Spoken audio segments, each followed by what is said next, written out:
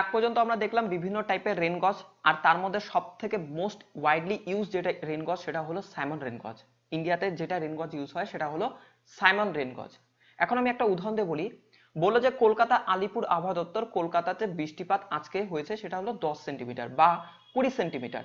তার মানে কি কলকাতাতে জাস্ট একটা রেন গজ প্লট করছে আর সেটা রিডিং দিয়ে বলে দিল যে 20 না 30 রেনফল হয়েছে, এরকমটা কিন্তু না।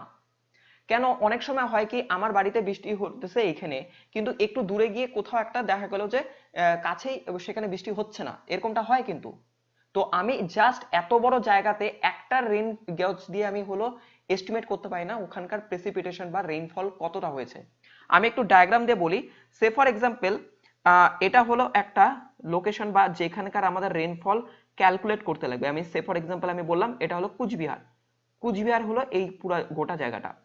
এখানে আমাদের রেইনফল কত হয়েছে তার জন্য আমি একটা রেন গজ আমি প্লট করি না, আমি নাম্বার অফ রেন গজ এখানে প্লট করি।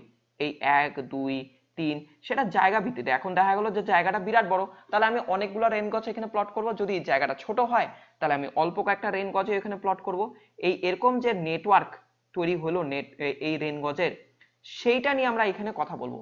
তার মানে আমাদের যে টপিক সেটা হলো ইম্পর্টেন্ট কনসিডারেশন ফর রেন গজ নেটওয়ার্ক। এই যে নেটওয়ার্কটা বা কোথায় আমি রেন গজটাকে প্লট করব সেটা নিয়ে আমরা কথা বলবো। আচ্ছা, আমি বললাম যে এমন একটা জায়গায় আমি রেন গজ প্লট করলাম যেখানে আমি সকাল 8:30টার সময় আমাকে রিডিং নিতে লাগবে।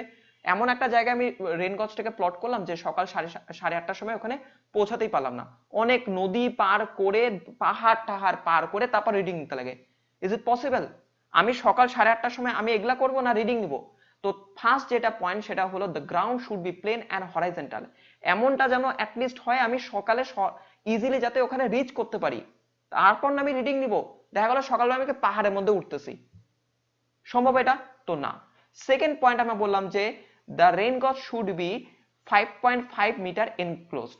এখন আরেকটা কনসিডারেশন এখানে কথা বললো যে এটা যদি একটা রেন গজ সেন্টার হয়, এই একটা রেন গজ সেন্টার হয়, এই রেন গজ সেন্টারের চারপাশে একটা বাউন্ডারি থাকতে লাগবে। সেটা কত বাই কত না 5.5 বাই 5.5। এইটা হলো 5.5 মিটার আর এই পাশে 5.5 মিটারের একটা বাউন্ডারি থাকতে লাগবে। কারণ দেখা গেল ওইখানে গরু ঘাস খাইতে খাইতে চলে গিয়ে ওইখানে রেন গজ একদম সব উড়াই দিল, সকালবেলা উঠে দেখি রেন গজই নাই ওইখানে, রিডিং কি নিব? তো তার জন্য চারপাশে একটা ঘেরাও করা হয়, একটা বাউন্ডারি দেওয়া হয় যাতে কোনো বাচ্চা কাচ্চা খেলতে খেলতে না চলে যায়, কোনো গরু ছাগল যাতে ঘাস খাইতে খেতে না চলে যায়, তার জন্য এই বাউন্ডারিটা দেওয়া হয়। বোঝা গেল? প্রোটেকশন দেয় আমাকে মোদ্দা কথা রেন গজে। নেক্সট পয়েন্ট হলো যে দ্য রেন গজ should not be hidden from any obstructions.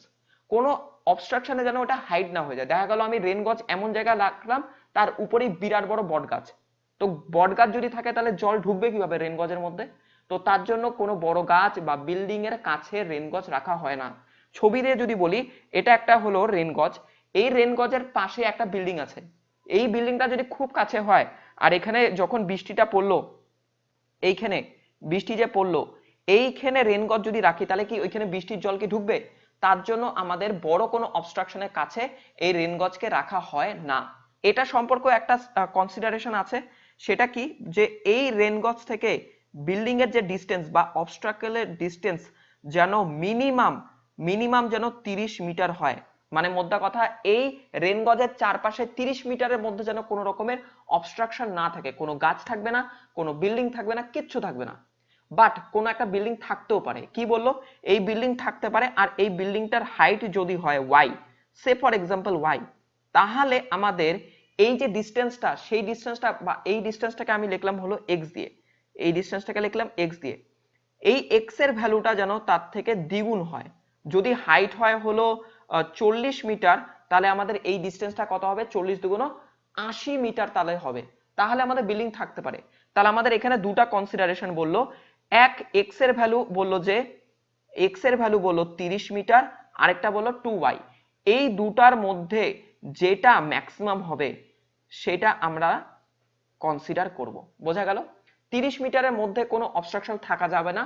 আর কোনো একটা বিল্ডিং বা অবস্ট্রাকশন বা গাছ থাকতে পারে, সেই গাছটা যদি হাইট হয় 40 মিটার, ওই গাছের থেকে আমরা তাহলে ওই 40 মিটার হলে দ্বিগুণ কত 80 মিটার দূরে আমি তারপর হলো ওই স্টেশনটাকে রাখবো।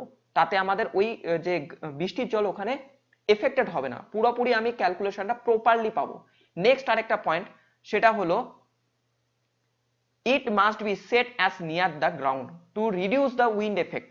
আমাদের উইন্ড এফেক্টকে কমানোর জন্য এই যে রেন গজটাকে আছে একদম গ্রাউন্ডের নিয়ারে সেট করা হয়। আমি যদি যত মাটির থেকে উপরে ওঠা যায় তখন হলো উইন্ড বা বায়ুর যে প্রবাহটা বেশি আসে, তার জন্য হলো প্রেসিপিটেশনের যে ভ্যালুটা সেটা আমরা এক্সাক্ট পাই না। তার জন্য গ্রাউন্ডের যত নিয়ারে থাকে বায়ু কম প্রবাহিত হয়, মানে তার যে ভেলোসিটি অফ দ্য উইন্ড তত কম হয়, তার জন্য এফেক্টটাও কম থাকে, উইন্ড এফেক্টটা ওই প্রেসিপিটেশনের উপর। তার জন্য আমরা যতটা চাবো যে নিচে কোনো একটা জায়গা আছে একটু উঁচু নিচু, ওই উঁচু জায়গাগুলো আমরা চুজ করব না। বাট কি বললো, must be, but must be sufficient height to prevent from flooding. দেখা গেল যে আমি এত নিচেই চুজ করলাম, কোন একটা গর্ত ফর্ত আছে সেইখানে গিয়ে চুজ করলাম, কিন্তু ওখানে তো বৃষ্টির জল যদি জমে, ফ্লাড যদি হয়, বন্যা যদি হয়, তো ওইখানে দেখা গেল ওই রেন গজই উধাও, জলের মধ্যে ডুবে চলে আসে। তাহলে রিডিং কোত্থেকে নিবি? তার জন্য আরেকটা কনসিডারেশন, আমি একটু সাফিসিয়েন্ট হাইটে রাখবো, যাতে যদি বা ওখানে ফ্লাড বা বন্যা হয় তাতে যেন ওই জল ওখানে না ঢুকে যায়। ওকে, এই চারটে কনসিডারেশন আমাদের মাথায় রাখতে লাগে। তারপর আমরা চুজ করি কোথায় এই সেন্টারটা হবে, এই সেন্টারটা কোথায় হবে সেটা আমরা তারপর চুজ করি। আর কতগুলো রেনফল মানে স্টেশন হবে, আর কিভাবে আমরা ক্যালকুলেট করব এতগুলা স্টেশন দিয়ে, কিভাবে ক্যালকুলেট করব ওই লোকেশনের প্রেসিপিটেশন, সেটা আমরা ফার্দার দেখছি। ওকে, থ্যাংক ইউ।